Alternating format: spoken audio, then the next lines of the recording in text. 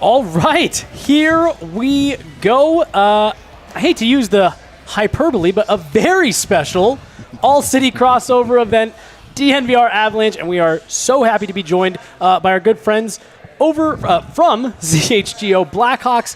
I'm Jesse Montano with Megan Angley here for the DNVR Avalanche side of this. And again, fresh from the airport. Yeah. Jay, and I forgot already how to pronounce it. I'm going to butcher it. Just call me Jay-Z.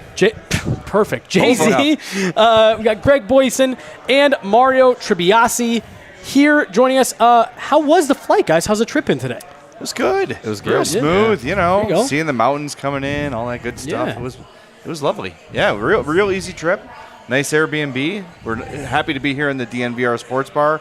And for those at CHGO that don't know, like, this is kind of the plan as the years and months go by in Chicago to have a sports bar, to have all the cool stuff that you guys have here. So it's really nice to see the fully realized vision of the company here. And it's awesome. We're excited for hockey. It was really great of you guys to show us what a Stanley Cup celebration looks like in the bar so we can prepare for it That's right. in the next maybe decade, maybe. Exactly, yeah. Well, and that's where we'll start. We'll get there here in a minute. It's a pendulum that swings, right? But no, seriously, we are really excited to have you guys here. This is actually the first crossover event that we have done here in the bar since the remodel. We were closed there for about 2-3 months. So you guys are getting to break it in a bit here. Awesome. We're the guinea pigs. We did the first ever crossover with the PHNX crew last week, and now here. So it's like, hey, let's throw the Blackhawk guys out there. Anytime we want to try something out, it's like, just get the Blackhawks guys there. If they don't screw it up, it's good for everybody. The season's going to be rough. We got to give them something. That's right. Yes, appreciate it. But, the drive from the airport, just about as long as the flight, so I'm glad you guys made it. Yeah, not too bad. And we're good to go. No, so we'll have people in the building all day tomorrow from both of our groups. Megan and I will be there here for the DNVR Avalanche crew, and all three, Jay, Greg, and Mario will be there for morning skate for the Blackhawks. So if you guys are CHGO Blackhawks folks, make sure you are following along with everything they're doing, because they will be there in mass to make sure that you guys are fully caught up on everything you're doing. And same with us for DNVR. But let's get a little bit into this, right? Let's kick this off. And I just alluded to it a bit, and we talked, before we got going. Turn the calendar back 6 years, and these roles are almost identically reversed, right? The Chicago Blackhawks are in the heart of, let's face it, the closest thing the NHL has seen to a dynasty in probably since, the 70s, 80s. And the Avs were full speed ahead to a 48-point season. So I just want to know from your guys' perspective, having been there at the top, the Blackhawks were the cream of the crop for so many years. What has the perspective been like, coming off of that and seeing a team fully kind of enter that rebuild? Well, the thing that I think we all want to communicate to you guys is enjoy this, savor it, because it feels like it's going to last forever. Yeah. But it's gone in the blink of an eye. Yeah. And, the Hawks were a great team for, 10 years. They won, maybe 8 years. They won 3 Stanley Cups. Kane and Taves and Hossa and Keith and Seabrook and these guys that just became – Chicagoland legends in a short amount of time, and now they're all gone but Kane and Taves. Both those guys will probably be gone this year. Yep. And we're almost at the point now where Hawks fans are kind of welcoming it, because they're sort of saying, like, okay, like, we got to let go of the past. It's probably overdue. So while the Avalanche have what they have, and they're going to have it for a long time, enjoy it, savor it. You've got a generational defenseman. You've got Nathan McKinnon is one of the best players in the league. It just enjoy it because it does not last forever. Yeah, no, it's so funny because I was actually thinking about it driving on the way down here, thinking about the show and all that stuff, and I was having that thought. You see teams spend so long, building, right, to get there, to try to compete for a cup. And obviously the Avs got there, but now you're no longer building. It's cool. How long can you stay here? And I think that's what was so impressive about what the Hawks were able to do there for, like you said, 8 to 10 years, depending on, how you judge that window, was that they were able to stay so relevant for so long. And it seemed like, you're listing off just some of the names there. Chicago had that effect on players that it feels a little bit like what the Avs are having right now, where you bring in an average player and suddenly they are, top 6. They find that magic. Again, the Avs, Devon Taves is an example of that. He was considered a good top 4 defenseman, and you talk to anybody around the league right now, that's an elite top pairing, Norris caliber guy. Yeah. And the Blackhawks kind of had that magic for a while. So enjoy it is definitely the right way, because it is amazing how quickly it kind of goes. Yeah, I mean, you have to have the right mixture of players to kind of bring about getting the best out of each guy, and I think those Blackhawks teams, it just seemed like every player that was going to make a big difference hit at the right time, hit at the peak of their careers, and even some of the role guys, like a guy like Marcus Kruger, outside of Chicago, did almost nothing. And no disrespect to him, but it was just like his role, he played it perfectly. So and there's guys with the Avs that have done that, and I think it's just the right mix of players on and off the ice that really brings out those some of those guys that you don't expect to have those kinds of impacts. You get them with the right pieces at the right time of their career, and you kind of just strike lightning with some of those guys. The right mix, I think, is a great way of putting that. Megan and I have talked a lot about that just over this Avs training camp, that what's the Herb Brooks line? You're not looking for the best players, you're looking for the right ones. Mm-hmm. And it seems like when you find that mix, it really doesn't matter. The Avs had a ton of injuries last year, and they just kept chugging along. They get into the playoffs. They lose their starting goalie for a round. They lose Nazem Kadri for several games. And it just didn't seem to matter because they have that right mix, and the Blackhawks definitely had that. I think part of it, too, is when you've got Jonathan Taves and Duncan Keith, two of your leaders, working their asses off every shift, every offseason, coming into camp, ready to go. Duncan Keith is an absolute, machine. When the lesser guys in a team see the highest paid players in a team putting forth that sort of effort, they look at each other and say, well, I don't want to let these guys down. Right. I don't want to be the one that fails the list of guys that I rattled off a few minutes ago, right? Like, who wants to look Marian Hossa in the eye and disappoint him? It's like letting down your parents. Right. And you got Joel Quenneville there too, and the whole mix at the time. There was pressure to all these, bottom six Blackhawks felt that pressure to elevate their games, to just be part of it. And they knew they were part of something special. And like you said, you're having a similar experience here in Colorado with the Avalanche. And I think the Avs are going to be the next dynasty. I think another cup is, I don't want to say assured, but it feels like it's Colorado and everybody else in the league to me at this point. I agree with Even with the losses that they had this year. Yeah. I'm with you. Megan, were you going to say something? Well, I certainly hope so. We talk about the mix of guys, and it doesn't come at the expense of nothing. And there were sacrifices that the Avs made for their future in the hopes of building something that will be lasting for the few years to come. And that's seen in losing assets like Justin Barron and Drew Hellison. And I think that Chicago can probably relate to looking at development more closely and striking a balance between prospects and players that need to develop, like a Dylan Sakura. And the Avs have been in a similar place where some of the greatest criticisms that they face right now is what's happening with the development of young prospects, but it's because they're looking to find the right pieces at the right time at the deadline, and guys like Cogliano, Helm, well, not at the deadline, but players like that are external options that have been external solutions. Yeah, we gave up a lot of first-round picks, a lot of prospects to get, bring back Andrew Ladd or get that sixth defenseman that you need. Yeah, Johnny Oduya, Antoine Vermette. We've been there, and that has been the biggest criticism of the Hawks forever is lack of development, no patience. But the new regime under Kyle Davidson has been very impressive in we're taking our time. Case in point, Lucas Reichel, our top offensive prospect, he's starting the season in the AHL. I'll say got reassigned, right? Yeah. Yeah, I mean, I think there's a lot of reasons for that, but patience is a great thing, as opposed to now we in the CHGO offices, we no longer can say the name. We're not in the studio. Yep. So. I saw that on the PHNX crossover that there's we gave him the Voldemort treatment. He's he who shall not be named. Basically, we were tired of everybody still complaining about him. He's not here anymore. Yep. Let's move on. Stop saying his name.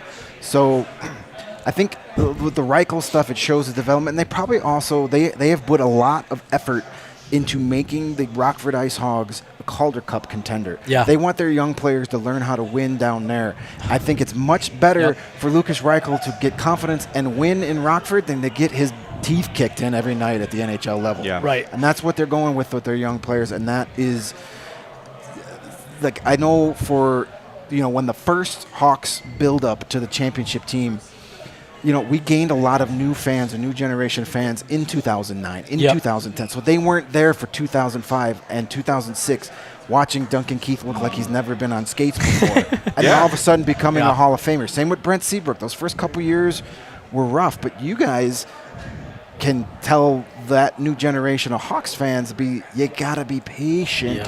Yeah. Look at, even you look at Nathan McKinnon, who everybody knew was going to be a superstar, but it took him. Wasn't overnight. No, it took a long time to get to that point to where he's now, he's top 4 player in the league in my book. Yeah. You got McDavid and him are probably 1 and 2 in my eyes. Yeah. And then, by the way, number 8 on the blue line's not too bad either, right? Yeah. Must be nice.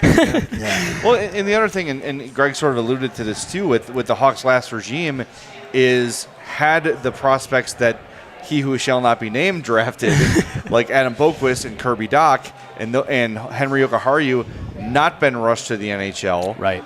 They would have developed correctly, and now the Hawks probably wouldn't be in the situation they're in right now where they can reload. When you look at some of the teams that were competing congruently with the Blackhawks, Boston, Pittsburgh. Yeah, this is a great point. They have remained, LA. and there's a couple reasons for that. They've developed well. They've also managed their cap well. What Stan Bowman did was you are getting all the money, you are getting all the term, and you're getting a no movement clause. Right. And you're getting all of this after you've achieved everything you've achieved. So that's why the Hawks got in a really bad situation. So you've got Taves and Kane making $10.5 million, and Brent Seabrook signs an 8-year deal? Or like for when the wheels were falling off. And when everyone knew that it. You shouldn't be doing yes, that. Yes, exactly. And then the prospects you do have that look like NHLers play for a blink in the American Hockey League. They come up, they struggle, and everyone says, well, these guys suck. We got to get rid of them. Right. And here they are, right? Now this is why the Hawks are where they are right now. The new regime looks at this thing and says, we need to scrap this immediately. Yeah. And the only people left, really from last year's team that started the season, Connor Murphy, Seth Jones, Jake McCabe, Kane, Taves, and am I missing anybody? Caleb Jones. Yeah. That's Caleb it. Jones, yeah. That's it. Those are the only people left from last year's team. So there's a couple things that you guys hit on there that I want to talk about, and one of it is something that the Avs head coach Jared Bednar said to us yesterday. We were asking about Shane Bowers, one of the kids who, again, you've just been waiting for him to kind of take that next step. He's still not there. Well, they waived him, reassigned him, and we were asking, what is it that you're looking for out of him? Do you think he had a good enough camp? Could he play in the NHL? And he had such an interesting answer that fits hand in hand with what we're talking about. He said, could he play? Yeah, he could play. Is he ready to help us win? No. Yes, and he needs more time to get to that point. And once he's ready to help us win, that's when we want him in the lineup. We don't just want him here to play. Sure, he could play at the NHL level. It's not going to do him any good. It's not going to do us any good to say that he did it. We want him to be ready to help us win. And then the part about building a winning culture, we were just talking about that the other day with the Eagles. You have to remember, these AHL teams, they're hockey teams that are trying to win games too. Yeah. And you have to build that winning culture. And that's something that, for me, has been impressive about this Avs group over the last couple of years. We are here to win. Nathan McKinnon is a fierce competitor. He is one of the most intense people I've ever met, talked to, seen. He is an intense guy, but it's because of what we were talking about earlier. If I'm here and if I'm Nathan McKinnon and I can give 120% in this drill at practice, well, Anton Bleed, you have no excuse not to. And Nathan McKinnon, I picked Anton Bleed's name because Nate McKinnon got after him a bit yesterday at practice. Hey, let's go. We're here to win. This is a championship culture, and again, the Blackhawks aren't that far removed from it, and that's how you stay at the top for so long. It starts in the minor league. It starts in the AHL with that culture and with that system and the buy-in and all that stuff. And it is just so interesting to see because I feel like everyone was trying to model the Lightning were trying to model the Blackhawks. Then everyone's trying to model the Lightning. And it looks like maybe the Avs are kind of that next team that people are going to try to model after. But I do think that this starts back in the early 2000s. Well, the model that Colorado is putting forth for everybody is speed. Yeah. And now that's the new, wow, this new invention of speed in the NHL. It's the new thing that all the teams are looking at now, like, oh my God, we got to get faster because we can't just plod and play 90s hockey anymore. It's got to be speed to keep up with these great teams like Edmonton and like Colorado, obviously. Yeah. And one thing I wanted to say, I've mentioned this on the CHGO podcast before, but it's something a scout told me about young players that I've never forgotten. It's like you could watch a young player on the ice and say, okay, like they look fine, like they're calm, they look like what they're doing, but like think of like a duck on the surface of the water, right? Like the feet underneath the water, just paddling like crazy, just to stay afloat. And the scout references specifically with the young defensemen is they're doing everything they can just to stay on the ice, and that's not using their instincts, it's not using their talents, it's just trying to survive. That is not the way you develop a prospect. So can he come up here and play? Can Lucas Reichel come up here and play for the Hawks? Yes. Sure. Is he one of the Hawks' 12 most talented forwards? Yes. Like by a long shot. But is it a right time to have him come up here and do it? They think not. And hey, you know what? What's the point? We're trying to out-lose the Coyotes. Lucas Reichel's only going to hurt that plan. Yeah, no, absolutely. And that was part of the Avs' problem for so long, was that they wouldn't commit to the rebuild. And sometimes you do just have to do it. They had to go through that 48-point season. They had to trade a bunch of assets. And it's amazing how when you do it the right way, how quickly it can flip. Seriously, the Avs go from that 48-point season. You get Cale Makar, good scouting, good drafting. You get Connor Timmins in the second round. Then you make the Duchesne trade, and that brings in all kinds of pieces. And suddenly it's like, wow, you committed to that rebuild, and wouldn't you know, you were able to rebuild instead of trying to take all these shortcuts. Before we get to the first break, I just want to touch real quick on goalies, because I think this is something interesting that these two organizations had in common, again, for their championships and the laughter.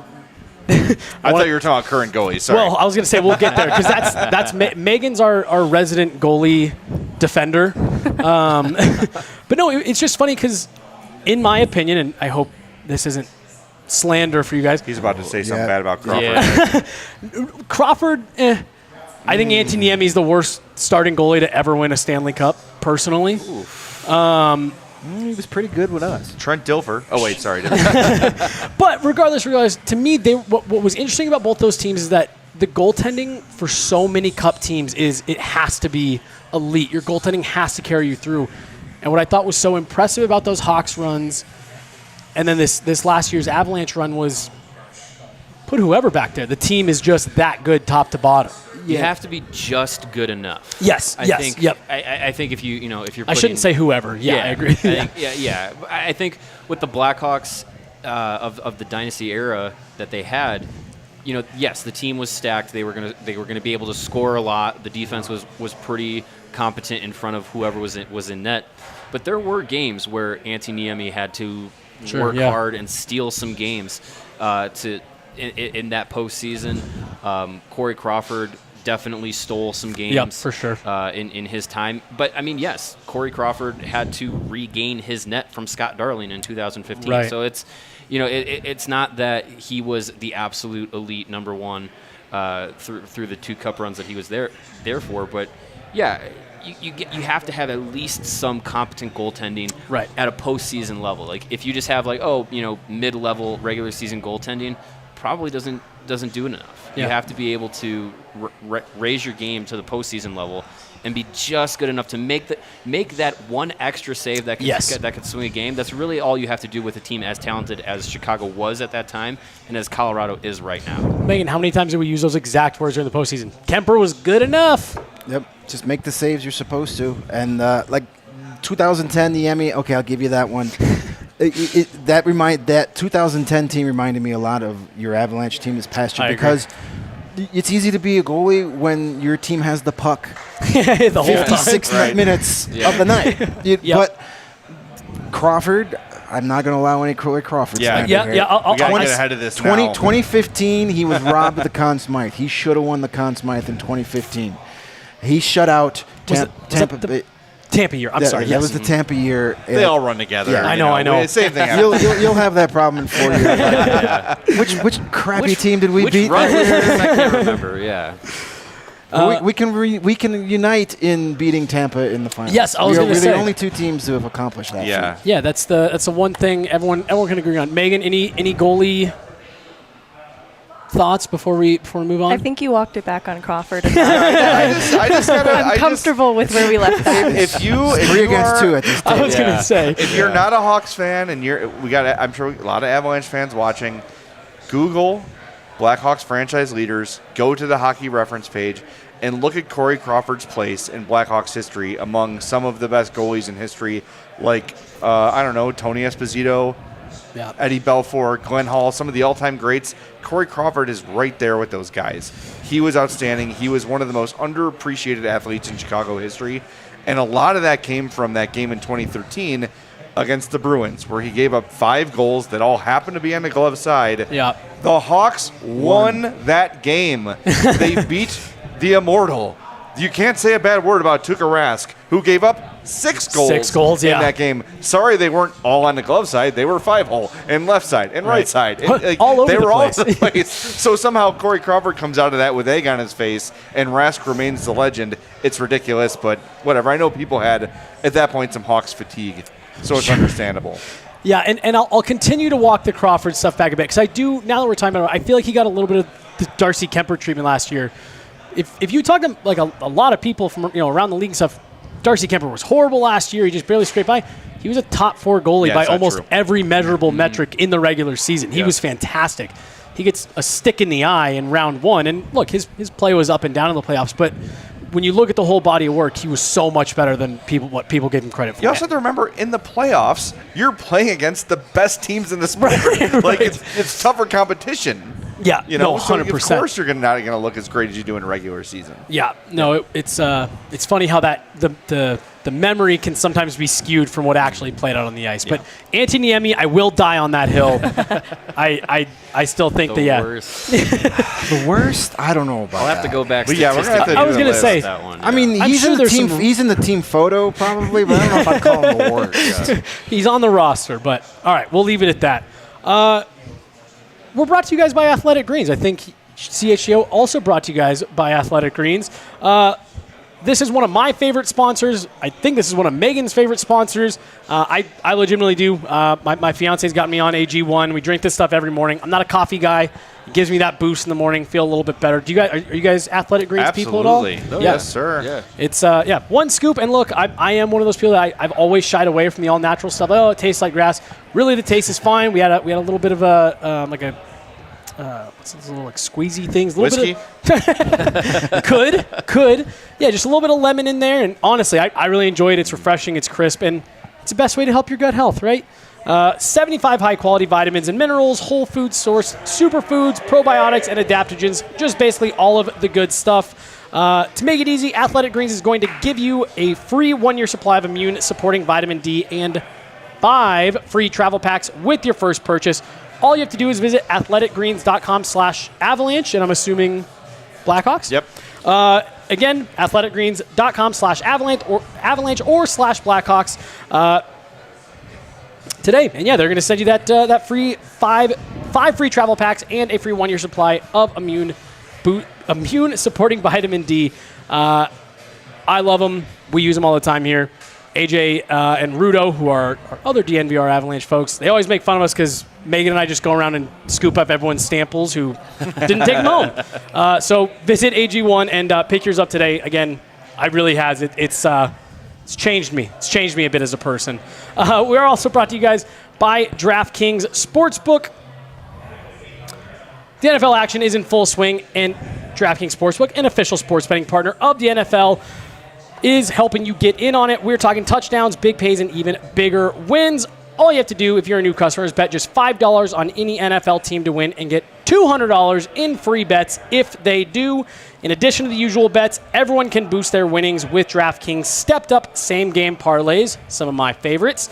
To make things even sweeter, you can throw down on a same-game parlay all season long. Download the DraftKings Sportsbook app now. Use promo code DNVR to get $200 in free bets if your team wins when you place just a $5 bet on any football game. Again, that's code DNVR at DraftKings Sportsbook, an official sports betting partner of the NFL. Minimum age and eligibility restriction apply. See the show notes for details. And, of course, if you have a gambling problem, call 1-800-522-4700. All right, let's talk a little bit about this season. Do we have to? We were not flown here to talk about this. Let's keep reminiscing. Yeah, I was going to say, taking it back to the fun stuff. But look, the Avs Blackhawks tomorrow are going to kick off this season. Have the Blackhawks hit rock bottom yet, or is there worse to come this year? Oh, man. That's an emphatic no. No, because it guess is going what? to get worse. There's a trade deadline coming. Yeah. And anybody who has done anything will be gone. That last 6 weeks of the season will be awful. Yeah. Yeah, the 6 Hawks you've heard of, aside from Seth Jones, likely, will be traded by the deadline. Yeah. That is the plan. Yeah. Well, as long as that's the plan, right?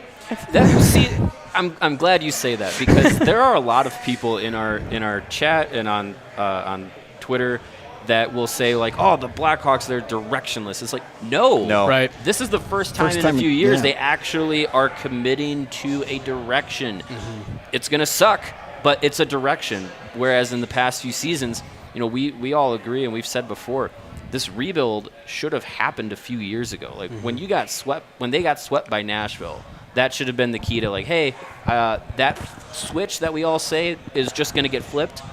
It's not flipping. Something needs to change. Light bulb's out. And the problem wasn't Artemi Panarin, but that's a whole nother discussion. But it should have happened earlier.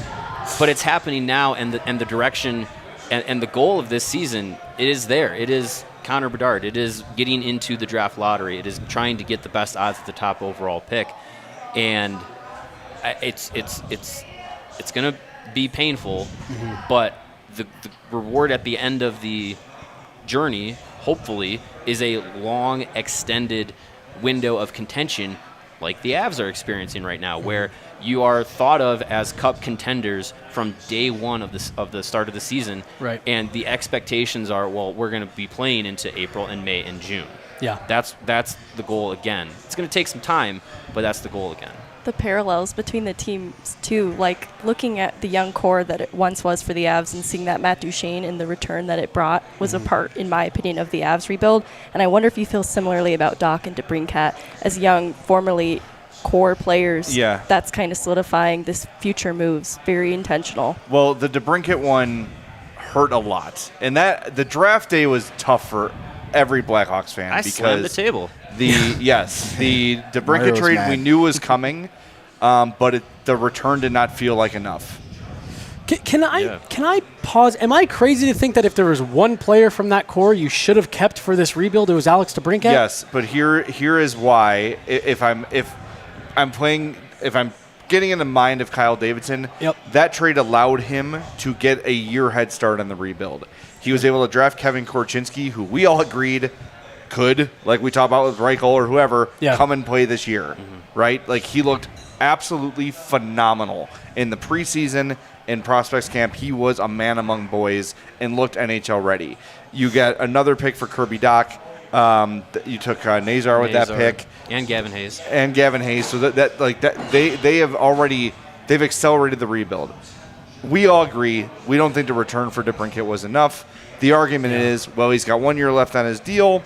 He's not going to commit, and there's only so many teams willing to mortgage their future for a guy they might only have for a year. Right. Fine. Kirby Dach absolutely needed a change of scenery. He was in his head. You could see it on the ice. He was gun-shy. Kirby Dach would make a drop pass on a shootout goal. I swear to God, he was that spooked by whatever. He just was not having the success, a bunch of injury problems, and frankly did the whole thing like, I'm going off social media. I can't handle the pressure.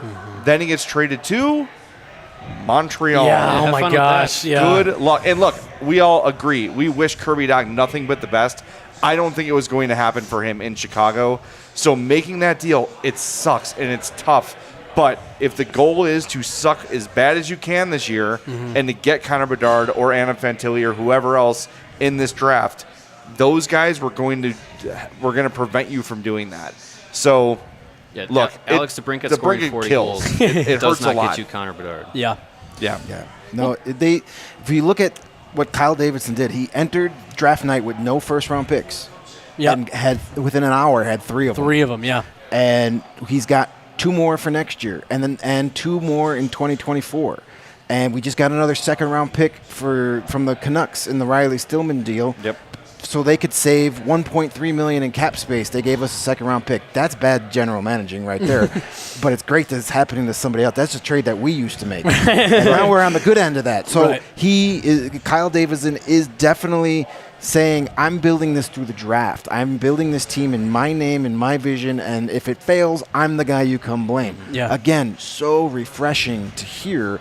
It's a direction. It's going to be awful for the first year plus. Yeah. And we know this. As long as you go into the season with 0 expectations, you have no way you can get hurt. Right. You get Connor Bedard this July. Yeah. That takes a year off this rebuild, at least. I was going to say, at least. Megan, how much does what they're talking about here, talking about the picking a direction and saying this is what we're doing, does this not sound like what Joe Sakic, 5-6 years ago, where once Patrick Waugh left, it was like we're picking a direction? Absolutely, and if it's any consolation, some of the return of the Matt Duchene move was not realized for many years after the fact because it was a ripple effect, and so I almost wonder if just this decision to being conscious of a rebuild is the starting point of so much more good to come. Yeah, because not every first-round pick that you make is going to jump into the NHL right away. Right. Blackhawks know that They'll very try, well. Yeah, they'll try and shoehorn a guy in if they want to. But, yeah, like Jay said, Kevin Korchinski under a different general manager probably would be on the opening night roster. And guys like that would be rushed. But it's just have them overdevelop. Because if a guy is over ready to make the jump to the NHL, that's better than not being prepared at all. Yeah. So I think, those trades hurt. They were young guys. They were guys that probably had the best years ahead of them still. Yep. But it didn't seem like it would have been enough to keep a guy like DeBrincat, to try and make Kirby Dach work, to bring back a guy like Dylan Strome. It just seemed like, yes, they're young. Yes, they're promising. But do those guys put you over the hump to get you back to the top of the mountain? Yeah. Probably not in the long run. Right. It is just so funny. And again, we do this show 5-6 years ago, and the roles are reversed. But again, it's just so funny to talk about this because, we, like Megan alluded to earlier, we have watched this team. It is empty the cupboards time. It's get rid of the picks, get rid of the prospects. You are trying to win it this year. Yeah, as it should be. This is the window. Justin Barron, who's a defenseman that I was really, really high on. I think he's going to be a very good NHLer. They moved him to Montreal for Arturi Lehkonen at the deadline. And again, that's one that stung a bit. It stung at the time.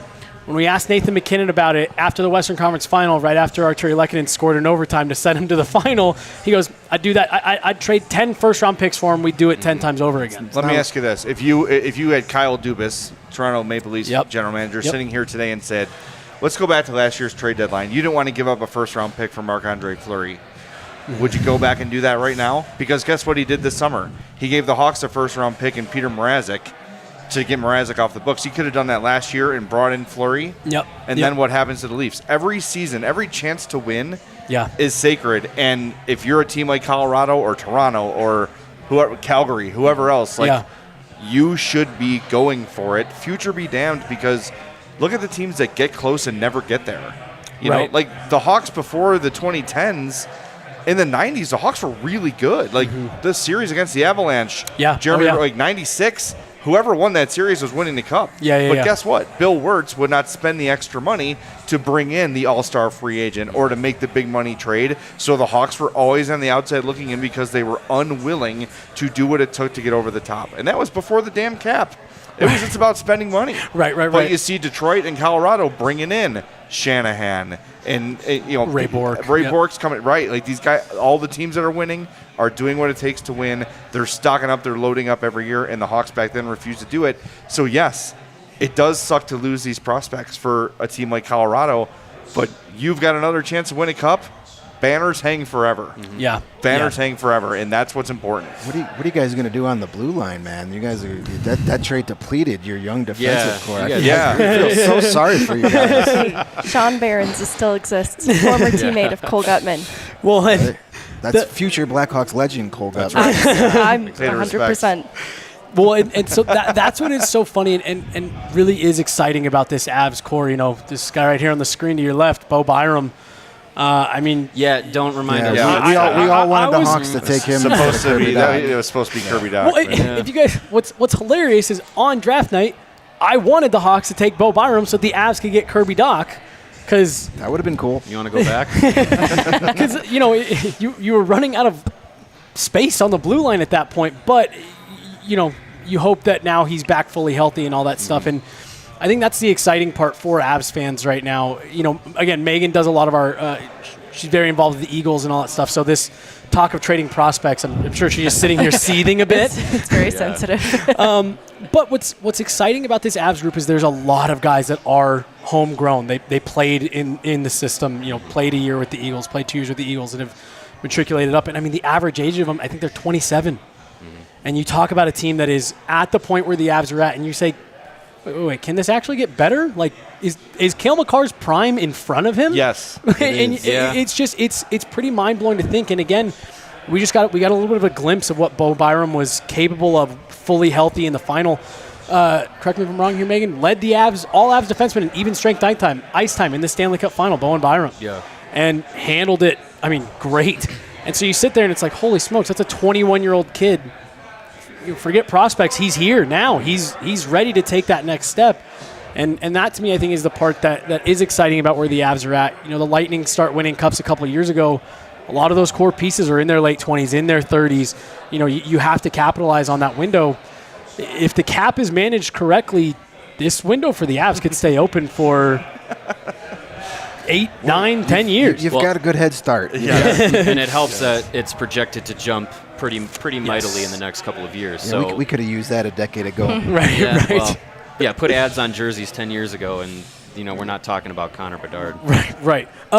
Since you met, where are we at on ad jerseys? It's fine. I don't care. I don't care. That's fine. Doesn't matter. The Blackhawks don't have one currently. Unfortunately, they could have had the Portillo's and Phil Kessel combination. They didn't read my emails apparently, so I don't know. Just gotta get Jepson's Malort logo on the jersey. I'm sure that'll be or old style, something iconically Chicago.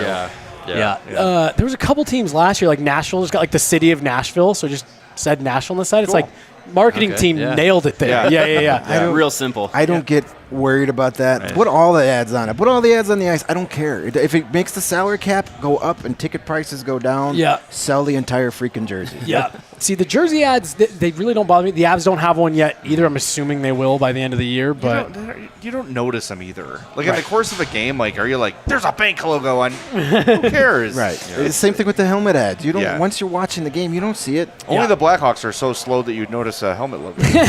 Those board-changing ads are a a little too noticeable. Yeah, that's not sure how I feel about those. I'm a little nervous about watching games with that where they're all changing, and you know, it's already a game that watching on TV is visually like you're tracking everything. It's hard, yeah. And so when you got scrolling ads and things that are moving on the ice, I just want to watch the game. I have serious shiny object moments. I can't focus on things. So I will, like, anytime like the Kings wore those silver helmets or the Golden Knights wear the gold ones, I'm done. I can't watch the game because I'm just looking at the helmets. I love it's those. like, oh, shiny.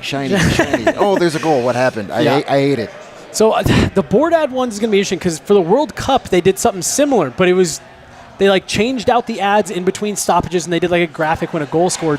That promo material the NHL put out, it looked like it's going to be like animated ads and stuff. That'll be interesting. There's already enough movement to watch. Right, if it's during play, it's too much. Yeah, I mean, they did do some of that with up in the bubble, right? They were switching the ads to match the home I think teams. you're right. Yep. Yeah, but they weren't moving. They just swapped them out per game. It's the video boards. Yeah, so that just don't take your eyes away from the game. We can see the Rangers and Lightning game, and the ads are not changing during play. Yeah, I've been watching for about 20-30 seconds, and it's so far so pretty good. Stagnant. Yeah, we'll see. Yeah, see, and again, like if you can change them out in between play, and it's more ad revenue, and again, that means higher cap, lower tickets, whatever. I am all for it. Yeah, I just don't know how I feel about a big Gatorade being splashed down the boards. BioSteel. Yeah, no, I see it. Yeah. BioSteel. Yeah. Come on. BioSteel. Yeah. Actually, BioSteel is really good. I bought it as a joke, and I'm like, this is pretty damn delicious. I'm Jay for BioSteel. Also pretty delicious, Hassel Cattle Company. Get your Hassel Cattle Wagyu beef. I don't know if we have it back at the bar yet. It's phenomenal. It's coming. They have burgers, steaks, pretty much anything I've ordered online. I've got a freezer full of Wagyu. It truly, like, it's as good as everyone hypes it up to be. I've always been like, it's beef. Like, it can only be so good. This is that good. Hassel Cattle beef is raised in Texas on a family farm. It is the best Wagyu you'll ever eat, and it is shipped right to your door. It's literally the choice of home cooks and restaurant chefs alike. If you want to get a taste before purchasing, head to our tailgates. Yet another reason to party with DNVR and enjoy a delicious smoked stuffed sausage off the grill. Head to HassleCattleCompany.com to secure your bag of beef and use the code DNVR20. Do you guys have a Hassel Cattle? We do not. We are open for it. Yeah. Okay, Yes, all right. please send some our way. Yeah, you had me at bag of beef. Bag of Which is my nickname in college, oddly enough. Well, I assumed. Yeah. DNVR20 for 20% off your entire purchase. That's DNVR20 for 20% off your entire purchase. And again, they will ship anywhere. So even if you're in Chicago, go over to HassleCattleCompany.com. Seriously, it's really reasonably priced, and the beef is... It exceeded my expectations. You can stop. You're not going to I'm believe on it. this, but I'm more of a beef guy than an AG1 guy. Shocking. But You can sprinkle it on there. Yeah. more meats, less smoothies. That's what I say. Por que no los dos? Right, do more. Yeah, just right together. Yeah, your Hassel Cattle with an AG1, and Boom. you're set. Sure. You are good to go. I'll put some AG1 in my A1. Perfect. See, look, this is why people listen to these shows. It's for this type of innovation. Also brought to you guys by Breckenridge Brewery, the official beer of DNVR. We have their beers on tap right here at the bar. We also have their regular seltzers. We got all kinds of good stuff here from Breck. They are our great, great friends. We always love doing stuff with them. Breck Brew has a beer for any occasion. There's no better way to watch a game than having some Breck Brew. Breck Brew has been doing it for over 30 years, and it all comes down to their love and passion for making good beer. Try out some of our favorites, any of the hard seltzers. They have the lemonade seltzers as well, which I cannot get enough of. Avalanche Amber Ale, Juice Drop IPA, the Summer Pill Shandy, Strawberry Sky, and the Vanilla Porter Jr. And make sure you use that Breck Beer locator at breckbrew.com to find where you can get it nearest you. Also head down to the farmhouse. Is the Hootenanny this weekend, y'all here? Oh, it was last weekend. Head down there either way. It's a great time. I was going to say, yeah, you guys got here just a bit too late for the Hootenanny. We did our cup show there from Breckenridge Brewery, from the farmhouse. So you saw how awesome it was. Head down there. They've always got cool events going on. Head on down to Breck Brew. And then I think we've also got a CHGO. I know we share a relationship with Game Time. We do. The best place to find awesome deals on tickets for games. Download the Game Time app, and when you want to buy tickets to a Blackhawks game, Avalanche game, click the link in the descriptions of these podcasts and use those links to save on tickets. I'm looking here at Blackhawks tickets coming up as the season approaches. You want to come and see a Stanley Cup favorite, the Florida Panthers, in Chicago on the 25th? $13 will get you in the door. Damn. How about Connor McDavid and the Edmonton Oilers? $16 on Game Time. And they're only going to get more affordable as the game approaches. So make sure you get in that habit of downloading the Game Time app and using the links on our podcast descriptions every time you buy. You will not find a better deal this season on Blackhawks tickets or Avalanche tickets. Yep. It's created by fans for the fans, and they guarantee the lowest price. So if you see a lower price somewhere else, you won't. But if you do, reach out to Game Time. They will match, no questions asked. It is a great company, great people to do business with. And if you love CHGO or DNVR or PHNX, any of them, then you'll love Game Time. The best way to support us is by buying your tickets through the link in that description. Join over 15 million people who have downloaded the Game Time app and score the best seats to all your favorite events. Download that Game Time app now and get some cheap Hawks tickets. Let's look at tomorrow night's game, by the way. Cheapest ticket on Game Time, $132. Hot ticket. Is something big happening? We can only get one credential for the game. Yeah. We're in the same boat. It's the national media showing up for the home opener for the Avs. Banner going up, all that good stuff. This isn't purely just a plug. We were looking not that long ago. Someone was saying the cheapest ticket they could find was just about $300. Game time, it's $132. That's actually the best I've seen. Yeah, that's a completely authentic plug. We were looking like 2 hours ago, and it was like $300 on some of these other sites. 151, 132. Yep. Yeah, seriously, game times. That's the only way to go. Great app. We did a big like group DNVR Rockies game a few weeks ago. I think we got tickets for like $6 Yeah. and like double-digit number of people going. Yeah. Dead serious. The really cool Tremendous thing too is you pick your seats, you get to see the actual view from the seat. I like that. Yeah. So you really know like how good of seats you're getting. It's awesome. Yeah. It's, Man, I remember the good old days of being a Blackhawks season ticket holder and actually having some like profitability of owning those tickets. I remember selling some banner raising games for a large quantity of money. And Yeah, if your season tickets that way. pretty much, man. Yep. yeah, but no, seriously. I mean, like you said, that was great timing because game time. It's about half the price of the next closest cheapest ticket I have seen. So yeah, use those links. Head on over to Game Time. Let's talk a little bit about that game tomorrow as we kind of wind down here. Avalanche legend Jack Johnson back in town. Jack Johnson revenge game, That's baby. Right, absolutely. He's He gonna will score. He's going to score the first goal of the game. I Yep. see someone, got Casey, one- in the chat there saying He's did got it one in last year. preseason. Yeah, did he really? He Yeah. scored one of the many Hawks preseason He's got one of the goals. 5 One of goals the 6 Hawks have scored. One of them was an empty netter. I'm not counting that one. Yeah. Now, do you guys remember Avs Hawks season opener last year? Who opened the scoring on a breakaway? Yes. Yak Janssen. It was none other than Jack Johnson, Yeah. forehand, backhand. Bubble toes himself. Yeah. That's it. I think that was. Banana pancakes. I think that was his only goal of the season, or maybe he got one more. But It was his only goal. It was a beauty. Yes. Jack Johnson, great guy. Got to be at the ring ceremony last night, Yeah. which was good for him. Good to see. No, I've talked to him a couple times briefly in training camp. Great guy. Oh, great guy. Yeah, he has a presence about him. He's Yeah. like the team dad. Yeah. Yeah. That's the feel for real. Yeah. They, It ain't 19. Like there's no doubt Jack Johnson has at least 2 pairs of grass-stained white New Balances in his closet. No doubt. he probably takes them with him. He keeps them in the bag. Like, yeah, just Might mows, as well. mows lawns anywhere he's at. Fanny pack. He is, though. Talk to him as much as you can this year. He's a He's a great guy. phenomenal Yeah. interview. Well, he's going to like it in Chicago. There's actual lawns there. I was very surprised by the rock lawns in Denver. Yeah. Zero scaping. What is this about? Is this like a new thing? or It's newer. It's part of the gentrification we were talking about earlier. Everyone's going minimalist, get the grass out. throw some rocks down We and have call it a trouble day? watering, honestly. We have to do watering schedules a lot of summers. It gets really dry here. Yeah, we're an elevated desert. Yeah. So this okay. this is technically a very dry desert climate. Interesting. So in the summer, your lawn if you don't do it right, your lawn can get fried. So I think some people are just saying F it. The more you know. Yeah. The broadcast for all of us. But no, there is the curse of the X-Avs. So you guys can the Blackhawks are starting with a 1-0 lead on a Jack Johnson goal. I don't think it's going to make a difference. So we're then talking 8-1 then? Yeah. And then we'll still bet the over. Yeah. But look. How do you guys look at this roster? I was looking at the Blackhawks roster earlier. I mean, are you guys expecting this to be a pretty rough outing tomorrow? Like, are they that raw, or is it just the talent isn't that good? They're awful. They're slow. we've They been- can't Talent level score. is not there. We have been talking all summer. Who's in you know, net? Peter Mrazek. Peter Mrazek. Ooh. Yes. So when Your he's not- reaction is correct. And when he's not there, it's Alex Stalock.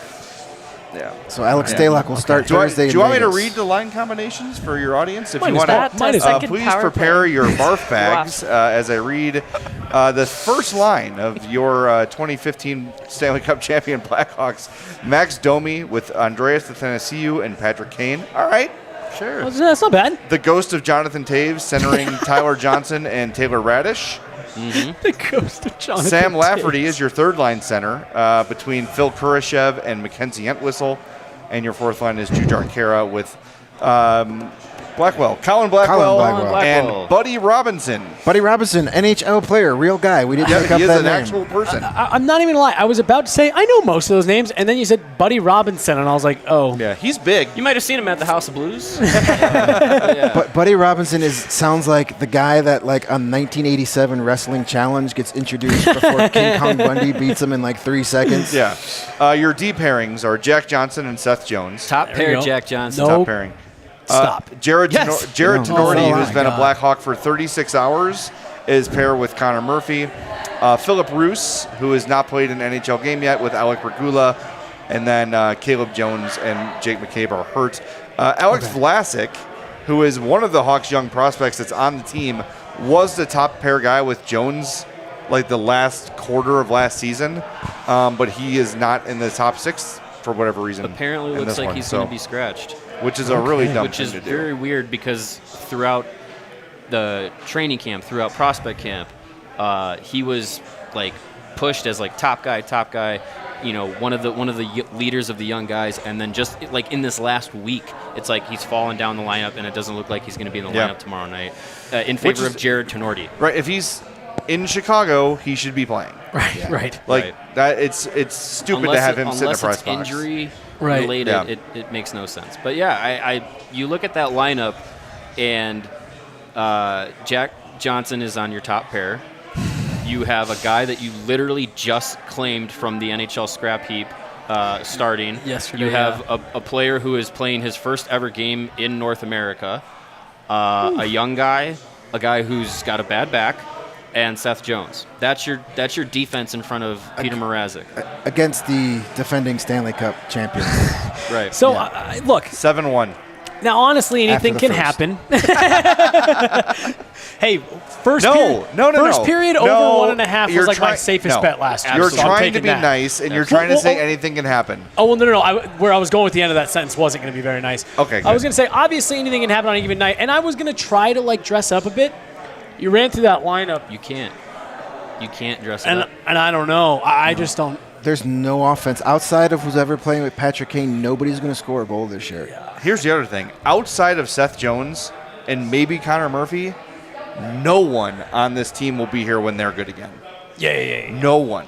And the management knows that. They're like, let's just throw these guys out there and get our can I say dicks kicked in on the box? Yeah, you get our dicks kicked in for 82 games and go do great in the draft and really do this thing up. Yeah. That is truly the plan. And like when Reichel didn't make it, and when you had a lot of the young guys who played pretty, like even Cole Gutman looked pretty decent, and there were some guys who are playing in Rockford that would probably be better than some of the Blackhawks right now, but they're saying, nope, just stay down there, be good, compete for a championship in Rockford, and we'll talk to you next year or after the deadline. That's truly the plan. And someone in the chat asked, I think it was Casey, Ian Mitchell. about Ian He's Mitchell. hurt. Ian Mitchell's hurt. Yeah, wrist injury right before camp. And I do think Ian Mitchell is probably, just based on some conversations we've had, not really in the organizational plans. He doesn't do anything well enough to be a regular NHL defender. He is an offensive defenseman who doesn't score enough. He's not fast enough. He's not physical enough. He's not a good enough defender. Therefore, he's kind of like your 4A hockey player. And we had high hopes for him a few years ago, and the lack of development from the previous regime has really stunted him too. So, yeah, I think maybe we see him after the deadline if they really dispatch a bunch of people. But I think Ian Mitchell's days with the organization are probably done after this year. Yeah. Megan, we were running through that lineup, and it looked like you were about to say something.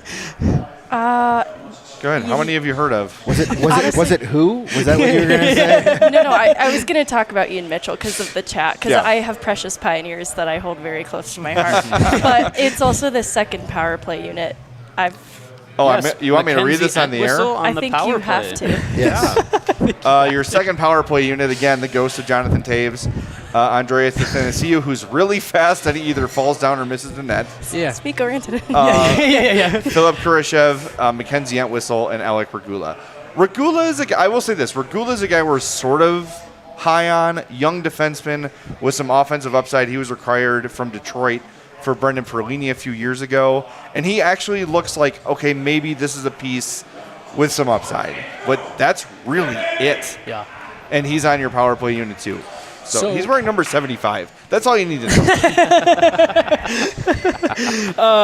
Because, the Avs, with some injuries right now, the Avs actually will be in their bottom 6. It's going to be kind of thin. You're going to have some guys who are kind of tweener guys, Anton Bleed, Lucas Sedlak, guys like that. Yeah. So, that's where you can maybe talk yourself into it. But when you guys start talking about the power play units, let me just walk you through the Avs' second power play. No, unit. I don't want to. We're going to have to watch it tomorrow night. That's I'm going to bad be enough. like Denny Lemieux in Slapshot, just like having night terrors. Evan Rodriguez, Alex Newhook, Bowen Byram. They're running 3D on PP2. Bowen Byram, Sam Girard, Devon Taves. Interesting that you can be innovative with the amount of talent you have. That top power play unit. 3D, right. Right, yeah. Right. Well, and I had someone today like, well, why would they use 3D? It's like, did you read the names? Like, They're forwards who are really good at playing defense. Right. I was like, yeah, those are like 3 of your best offensive weapons.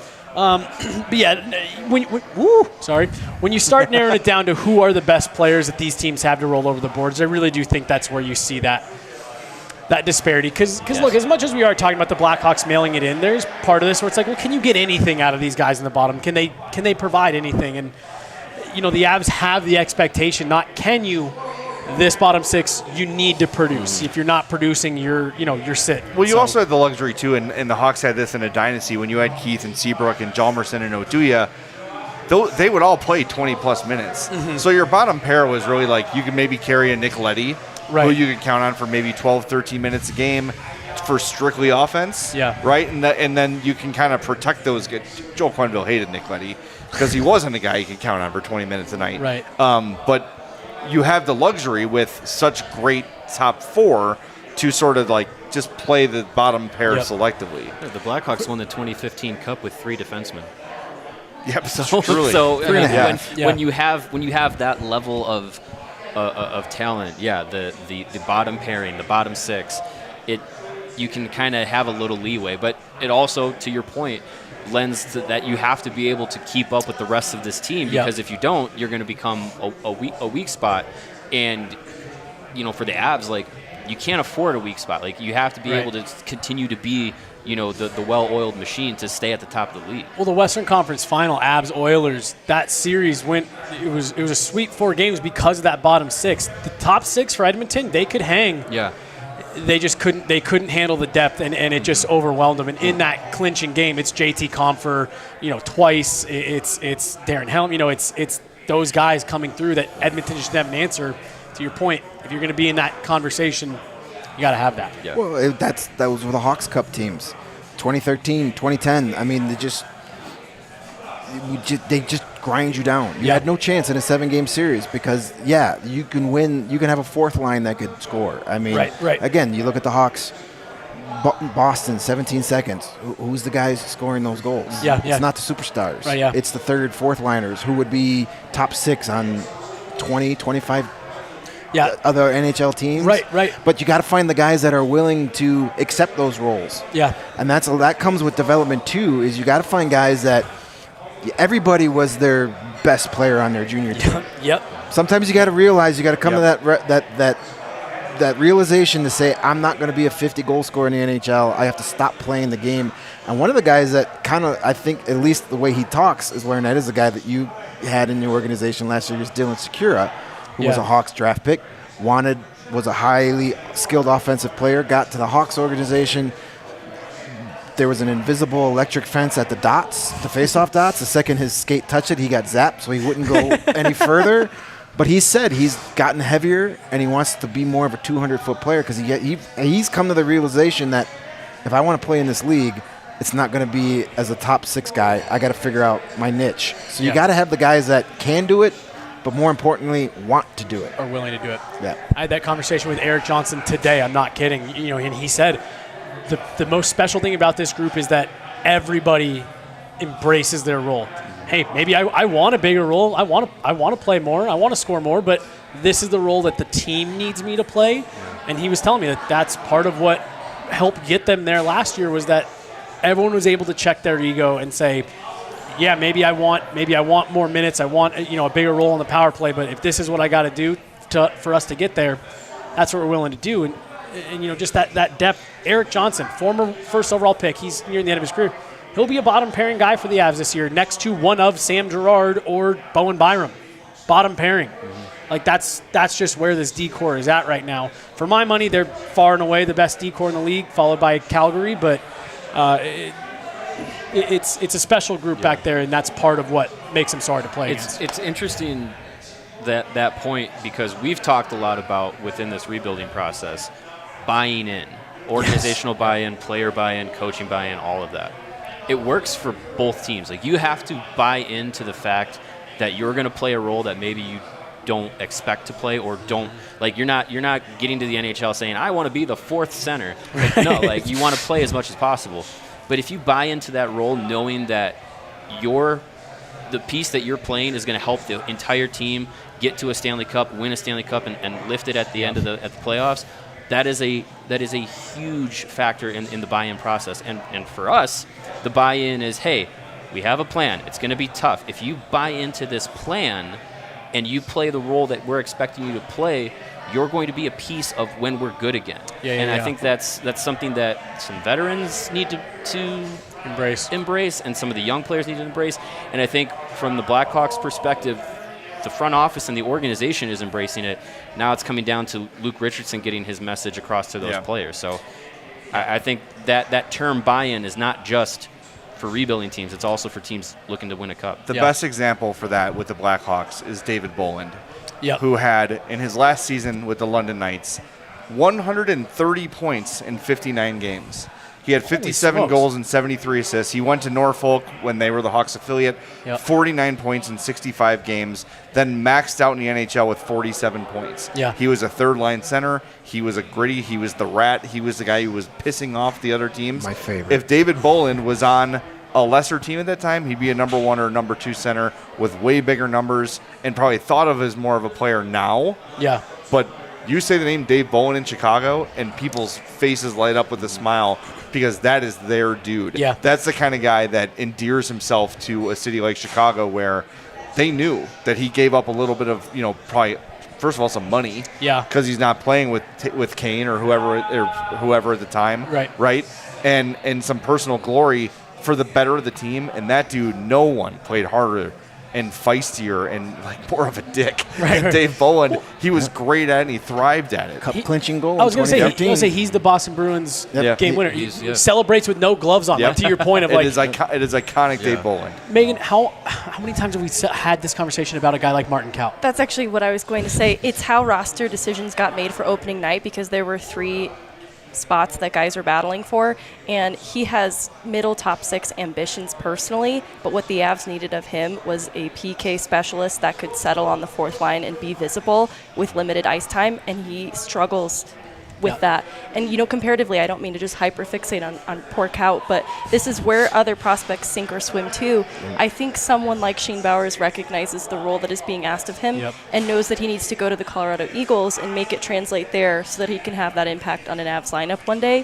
But that's how these decisions get made. That's how a Lucas Sedlak ends up on the opening night roster instead of Martin Kaut. It's the role playing that Lucas Sedlak, he reliably understands that a little bit better right now. Reliable is the word that I think a lot of coaches are looking for. Can you come in and be reliable wherever we plug you in? And again, not to dump on Martin Kaut, but he's kind of, this was his 5th training camp, first round pick, and it's just they wanted him to understand, hey, you have to be bought in to what we're doing here and what role we need you to play. And again, it just seems like can't quite get there, and that's why he's up in Loveland, and a guy like Lucas Sedlak, Anton Bleed, or they'll be on the ice tomorrow. I covered the AHL for 4 or 5 seasons before coming here, and you see it a lot. You see these guys that come in starting their pro career thinking they're going to be that guy, and guys that embrace the change and realize they got to play a role as opposed to being a star is their ticket. The sooner they do that, the better they're out. Mackenzie Entwistle was a good example of that for the Hawks. He had a pretty productive junior career, was more of an offensive player. He got to Rockford and realized I gotta be a bottom 6 guy. I need to get bigger. I need to play stronger. I need to worry about being. I got to be better without the puck. That's the key for young players, is realizing it's actually more important what you do when you don't have the puck than what you do without it. And the faster they learn that, the better off their development is going to be. And now, hey, look at Mackenzie Entwistle. He's now on the 2nd power play. It's full circle for young Mackenzie. There's a saying that former Rockford Ice Hawks head coach Derek King, former Blackhawks head coach Derek King, now an assistant, that sticks with me in that same vein is he says that part of the development process, especially at the AHL level, is getting the junior out of a player. Oh, wow. Because you're able to, like we said, like those guys were the guy on their team.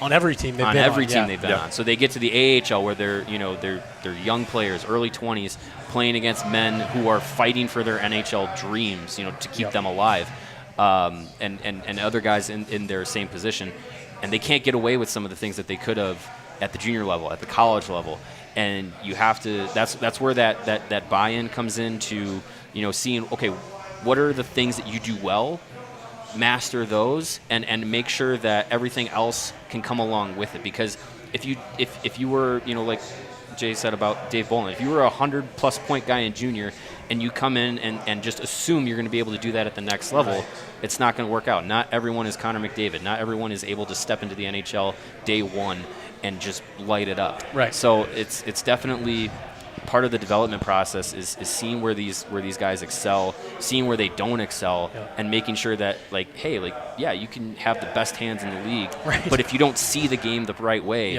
it's not going to work for you. Yeah. That's why I liked Alex Bocage. He's a young prospect when he said that it was sure fun to score goals in juniors, but there's something different that's needed of him right now. Yeah. And I thought it was a mature response. Yeah. Well, and Bednar's talked about it too. You got to learn how to be, and different words for what you said, you got to learn how to be a pro.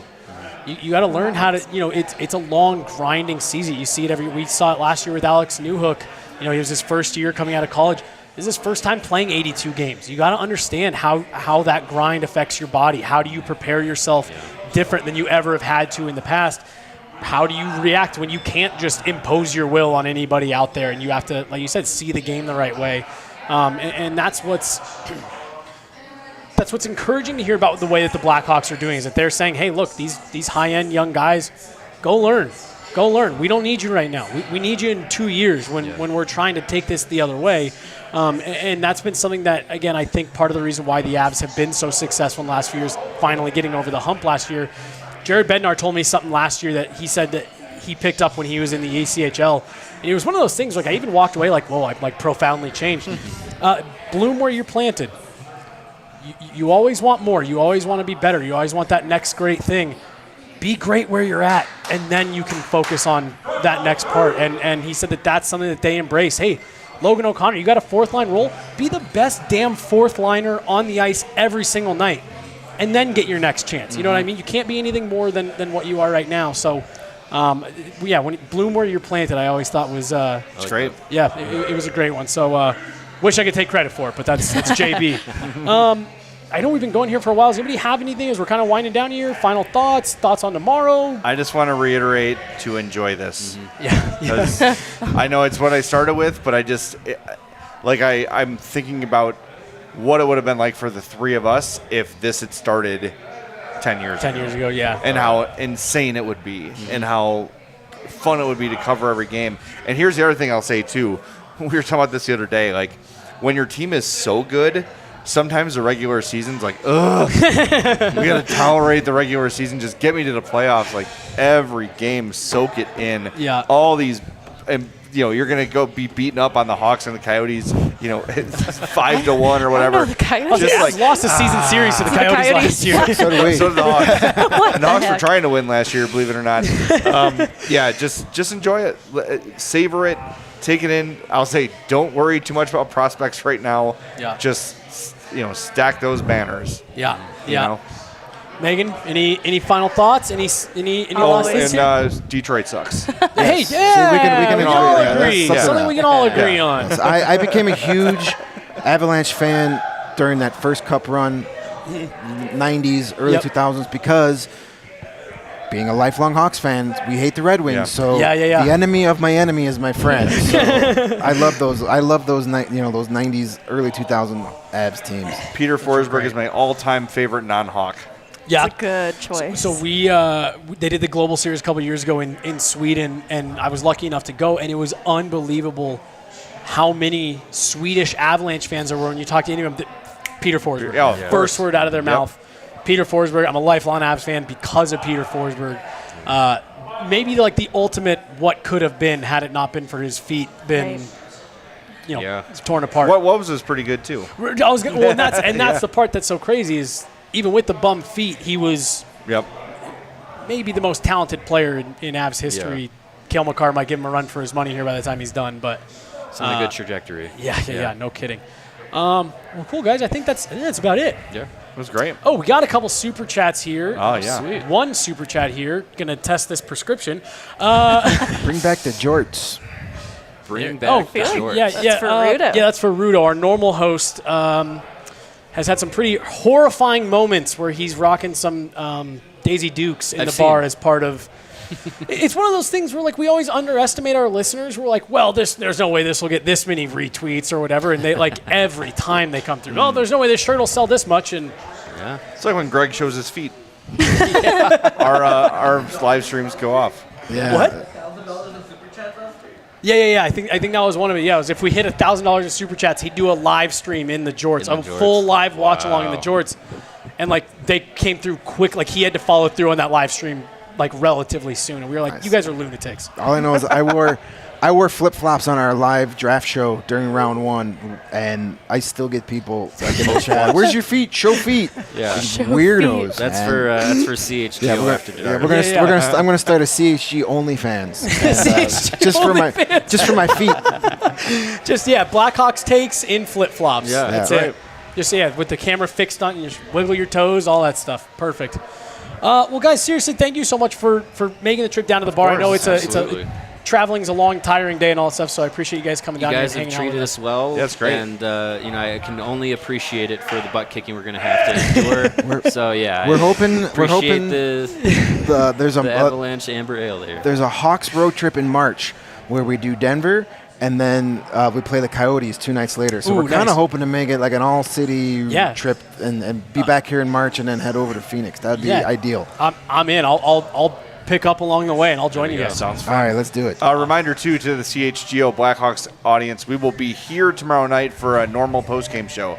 So Greg's going to be at the game. Mario and I will be in the studio here at the DNVR bar. So as soon as the Hawks game ends, we'll be with you. A lot of that same stuff for us. Yeah, we got pregame, postgame, all that good stuff. We'll be in the building for the morning. The return of the morning skate update comes back tomorrow. So we'll have that for you guys and all kinds of great written content from the arena on DNVR, on CHGO. So no, it should be really fun. And all jokes aside, it's great that the season is getting back going again. It's always fun to start the new journey and all that. One day closer to Connor Bedard. There you go. Summer is long enough. Cool. Awesome, guys. Thank you so much you. for tuning in. Thanks for coming down, and we'll talk to you guys all tomorrow.